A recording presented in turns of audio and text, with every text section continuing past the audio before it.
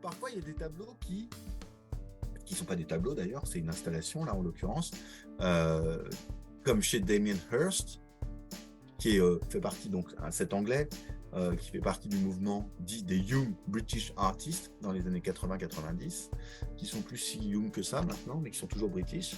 Et vous voyez que dans Le Veau d'Or, par exemple, il va évoquer en fait la vénération qu'ont certaines personnes pour l'argent et pour l'or. Et ça part d'un épisode biblique, souvenez-vous. Donc je vous montre un petit peu quelques tableaux anciens. Déjà, ce personnage Apis, qui était une idole égyptienne. Et puis, voilà, je vous montre quelques représentations. Et puis, quand, ici, en fait, vous avez Moïse. Vous voyez Moïse, là? Il est allé sur le mont Sinaï chercher les tables de la loi. Et quand il revient, tous ceux qu'il avait libérés, avec la mer Rouge qui s'ouvrait et compagnie, d'Égypte, se sont mis à adorer un veau qui est au milieu, là, vous le voyez? Le veau d'or. Voilà. Ouais. Et il s'énerve, donc il pète.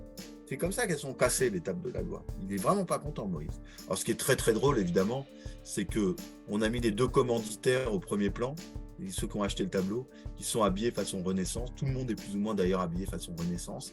Donc, c'est complètement anachronique. Mais vous voyez, vous avez plusieurs scènes en même temps. Vous avez ici Moïse qui parle à Dieu, là, qui casse les tables de la loi, parce que quand il revient, en fait, il n'y a plus de croyants. Une autre interprétation possible, Raphaël et des élèves, vous voyez, ils sont tous en train en fait, ils ont fondu tous leurs bijoux et ils vont adorer, ils ne croient plus en fait dans la parole de Moïse et de Dieu.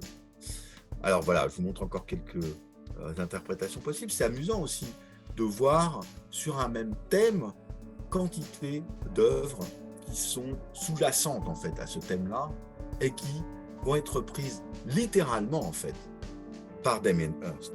Ici Nicolas Poussin, on voit que c'est une espèce d'orgie tout autour du Veau d'Or. Ici Antonio Molinari. Vous voyez, alors là, c'est la scène juste avant où on voit qu'ils versent tous leurs bijoux pour fabriquer donc ce veau qui va être derrière. Donc il y a deux scènes en même temps. Et ici, Emil Nolde, je ne sais pas si vous le connaissez, très bel artiste allemand expressionniste qui va justement mettre plutôt, comme ici, là un peu, comme chez Nicolas Poussin, en avant l'espèce d'orgie, de danse orgiaque un petit peu, de ces gens déchaînés qui sont devenus des primitifs en quelque sorte autour du Veau d'Or.